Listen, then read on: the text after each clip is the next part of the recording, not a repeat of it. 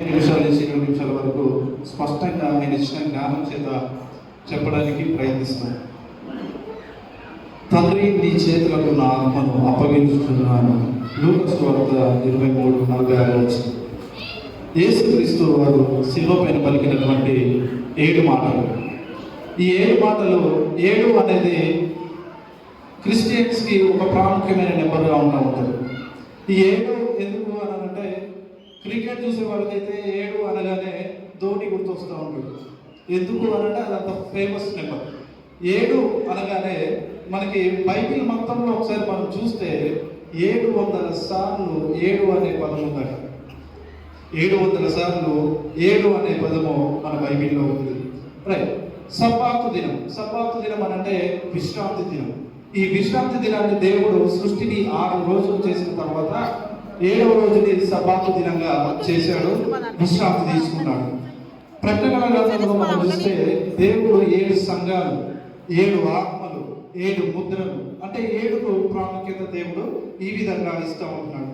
తర్వాత పాత నిబంధన గ్రంథంలో మనం చూస్తే స్వస్థత కోసం వెళ్ళిన వ్యక్తి నయమాను 7 సార్లు మునవమంటాడు. ఎలీషా ప్రవక్త 7 సార్లు మునిగిన తర్వాత ఆయనకి విడుదల అనేది వస్తూ ఉంటుంది. ఈ సాంసను దేవుని కోసం మందిరం కట్టినటువంటి మొట్టమొదటి వ్యక్తి. ఆయన 7 సంవత్సరాలు దేవుని యొక్క మందిరంని నిర్మించాడు. సో 7 అనేది మనకి చాలా ప్రాముఖ్యమైనటువంటి విషయం. యేసు ప్రభు వారు చివరిగా 7వ మాటగా ఈ పదంని, ఈ యొక్క వాక్యాన్ని, తండ్రి నీ చేతులకు నా ఆత్మను అప్పగించున్నాను అని చెప్పేసి 7 మాటలు చెప్పారు. రైట్. అయితే యేసు ప్రభు వారు శిలువ పైన మొత్తం 6 గంటల సేపు ఉన్నాడు. 6 గంటల సేపు శిలువ పైన ఉన్నప్పుడు 3 గంటలు వెలుగులో ఉన్నాడు, 3 గంటలు చీకటిలో ఉన్నాడు. ఈ 3 గంటలు వెలుగులో ఉన్నప్పుడు ఆయన మొత్తం కూడా పలికిన మాటలు 7. అందులో మనము బ్రదర్ చెప్పినట్టుగా ఇంతకుముందు 3 మాటలు తండ్రితో మాట్లాడాడు. అది 3 మాటలు మనుషులతో, మనతో మాట్లాడాడు. ఒక మాట తాను డిక్లరేషన్ ఇచ్చాడు అనమాట, ప్రకటించాడు. ఏంటి అని అంటే, మనుషులతో మాట్లాడినటువంటి మాటలు పక్కన ఉన్నటువంటి దొంగతో ఒక వాగ్దానం చేస్తాడు. నీవు నాతో కూడా పరదేశంలో ఉండు అని చెప్పేసి. కింద ఉన్నటువంటి తల్లికి యోహాన్ని అప్పగించి ఆమెకి ఒక ఆధారం తెలియజేస్తూ ఉంటాడు.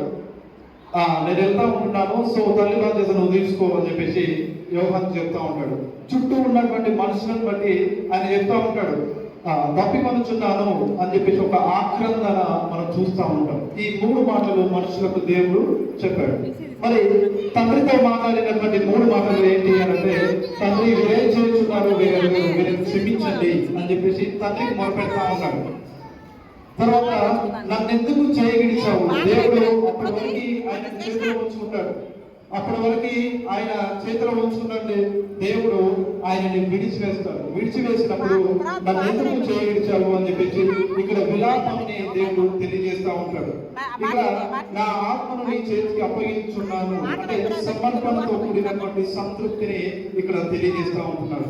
చివరిగా మనం చూసుకుంటే ఇక్కడ ఇట్ ఈస్ ఫినిష్, సమాప్తమైంది అంటే డిక్లరేషన్ ఇస్తా ఉంటున్నాడు. ఏం సమాప్తమైంది అనంటే, దేవుడు ఈ భూమి మీదకి వచ్చినటువంటి పని సమాప్తమైంది అని చెప్పేసి డిక్లరేషన్ ఇస్తా ఉంటున్నాడు. ఆయన 33.5 సంవత్సరములు ఈ మానవ రూపంలో ఈ లోకానికి వచ్చాడు. 3.5 సంవత్సరంలో పరిచర్యను ప్రారంభించాడు. ఈ పరిచర్యను ప్రారంభించిన తర్వాత దేవుడు మాట్లాడినటువంటి మొట్టమొదటి మాట ఏంటి అనంటే, ఇది ఒకటి మీరు చూడండి. మత్తయి సువార్త 4:17. అక్కడ దేవుడు పరిచర్య ప్రారంభించిన తర్వాత మొట్టమొదటిగా మాట్లాడతాడు. ఆ మాట ఏంటి అని అంటే, మారు మనసు పొందుడి, పరలోక రాజ్యం సమీపించి ఉన్నది. మారు మనసు పొందుడి, పరలోక రాజ్యం సమీపించి ఉన్నది. అంటే దేవుడు వచ్చిన పని ఇక్కడ స్టార్ట్ చేశాడు. మారు మనసు పొందండి, పరలోక రాజ్యం సమీపించి ఉన్నది అని చెప్పేసి ఆయన తెలియజేస్తా ఉన్నాడు. మరి ఇదే మాట మాట్లాడాడా అంటే, 12 సంవత్సరాల వయసులోనే యెరూషలేము దేవాలయానికి దేవుడు వెళ్ళినప్పుడు ఆయన అక్కడ ఉన్నటువంటి పరిచయులతోనూ, పెద్ద పెద్ద పాస్టర్లతోనూ, మత అధికారులతో మాట్లాడినప్పుడు వాళ్ళకి విస్మయం ఉంటారు.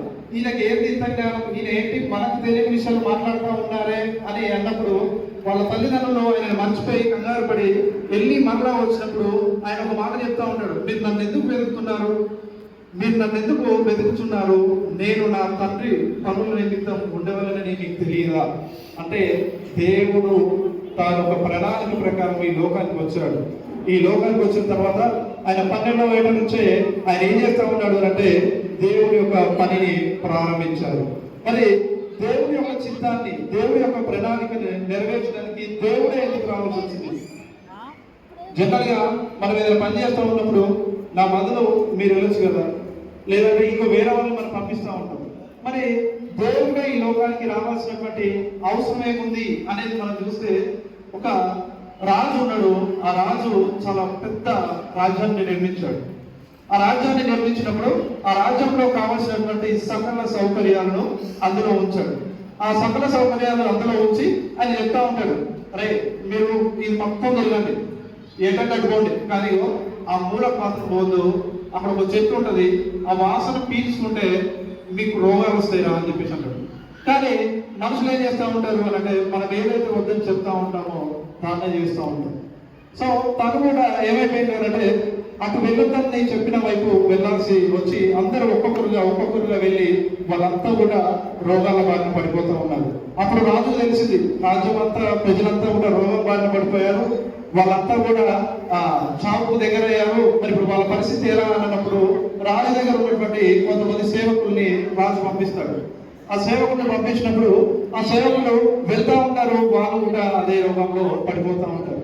ఇక వెతుకుతా ఉంటాడు, ఆలోచిస్తూ ఉంటాడు. ఈయనకున్నది ఒకగానొక కుమారుడు. ఈ ఒకగానొక కుమారుడిని ఆయన ఎంతో ప్రేమగా అల్లారు ముద్దుగా పెంచుకుంటా ఉంటాడు. అలా పెంచుకొని ఉన్నప్పుడు ఇంకా తండ్రిని ఈయనకి చాలా ఇష్టం, కొడుకు ఆయనకు చాలా ఇష్టం. ఇద్దరు ఒకరిపైన ఒకరు ప్రేమ అనురాగం ఆప్యాయతతో ఉంటా ఉంటారు. అలా ఉన్నప్పుడు కుమారుడే అర్థం చేసుకుని వచ్చి, నేను అక్కడికి వెళ్తా, నేను కూడా వెళ్ళి వాళ్ళకి వచ్చినటువంటి రోగాన్ని నయం చేయడానికి ప్రయత్నిస్తా అని చెప్పేసి చెప్తా ఉంటాడు. నేను అక్కడ వాళ్ళ మధ్యకి వెళ్తా అన్నప్పుడు తండ్రికి తెలుసు ఎందుకు అంటే అక్కడికి వచ్చినటువంటి రోగాన్ని అది తీసివేయాలి అని అంటే అక్కడికి వెళ్ళిన ప్రతి ఒక్కరు కూడా ఖచ్చితంగా మరణించాల్సిందే. సో తండ్రికి తెలిసి సరే అని చెప్పేసి తన యొక్క ప్రాణంగా ప్రేమించినటువంటి కుమారుణ్ణి ఆ ప్రాంతానికి పంపించినప్పుడు తాను కూడా వెళ్ళి మరణించినప్పుడు ఆయన చెప్తా ఉంటాడు, కొన్ని రోజులకి ఆయనకి ఒక చిట్టి వస్తుంది, ఒక లెటర్ రాస్తాడు. లెటర్ రాసిన తర్వాత కొన్ని రోజులకి ఆ తండ్రి దగ్గరకు వచ్చినప్పుడు అది చూస్తూ ఉంటాడు, నాన్న నేను ఇక్కడికి వచ్చాను, ఇక్కడ అందరూ కూడా రోగంతో ఉన్నారు, వాళ్ళందరికీ నేను మందులు ఇస్తా ఉన్నాను, ఆ రోగం నాకు కూడా వచ్చేసింది, నేను వెళ్ళి మళ్ళీ వస్తాను అని చెప్పేసి తెలిసినప్పుడు తండ్రి బాధపడతా ఉంటాడు. అంటే సరిగ్గా ఇదే 2000 సంవత్సరాల క్రితం జరిగింది. ఏం జరిగింది అంటే మనుషులందరూ పాపం అనే రోగంలో ఉన్నప్పుడు దేవుడు తన ప్రియ కుమారుణ్ణి యేసు ప్రభుని లోకాన్ని పంపించాడు. తనకు ఉన్నటువంటి ఒకగానొక కుమారుణ్ణి పంపించాడు. లేఖనాలు ఎప్పుడో సెలవిచ్చారు, ఆయన వస్తాడు, శరీరధారిగా వస్తారు, ఏ పాపం ఎరగని వారు అని చెప్పేసి. అదేవిధంగా దేవుడు తన యొక్క సొంత కుమారుని పంపించి మనిషికి ఉన్నటువంటి పాపం అనేటటువంటి రోగాన్ని నయం చేయడానికి ప్రయత్నం చేశాడు. దాంట్లో విజయం కూడా చెందాడు. మరి బైబిల్ గ్రంథంలో మనం చూస్తే దేవుడిని ఎందుకు పంపించాల్సి వచ్చింది అని అంటే నీతిమంతుడు లేడు, ఒక్కడును కూడా లేడు. మనకి రోమా 3:10 అనిపిస్తూ ఉంటది. తర్వాత రోమా 3:23 మనం చూస్తే అందరూ పాపం చేసి దేవుడు అనుగ్రహించిన మహిమను పొందలేకపోతా ఉన్నారు. కాబట్టి దేవుడు తన యొక్క ప్రియ కుమారుణ్ణి మనందరి కోసం పంపించాడు. అయితే మనము దేవుడు స్వయంగా ఈ లోకానికి తనను తానుగా బలియాగమయ్యాడు. అంటే ఇక్కడ జనరల్ గా యేసు ప్రభు ఆయన ఎవ్వరూ ఆయనని చంపలేదు. కానీ ఇక్కడ ఉన్నటువంటి జనరల్ గా మనం చూసుకుంటే ఆయనని యేసు ప్రభు వారిని పాపుల చేతికి అప్పగించబడింది, మనుషుల చేతికి అప్పగించబడలేదు.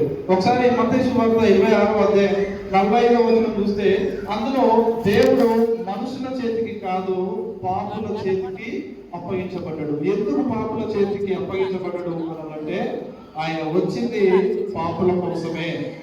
ఆయన చేయాల్సిన కార్యము పాపంలో ఉన్నటువంటి వారిని విడిపించడమే.